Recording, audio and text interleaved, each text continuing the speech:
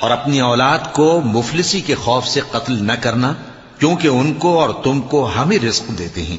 کچھ شک نہیں کہ ان کا مار ڈالنا بڑا سخت گناہ ہے، اور زنا کے پاس بھی نہ جانا کہ وہ بے حیائی ہے اور بری راہ ہے۔ اور جس جاندار کا مارنا اللہ نے حرام کیا ہے اسے قتل نہ کرنا مگر جائز طور پر، یعنی بفتوائے شریعت۔ اور جو شخص ظلم سے قتل کیا جائے، ہم نے اس کے وارث کو اختیار دیا ہے کہ ظالم قاتل سے بدلہ لے، تو اس کو چاہیے کہ قتل کے قصاص میں زیادتی نہ کرے کہ وہ منصور و فتح یاب ہے۔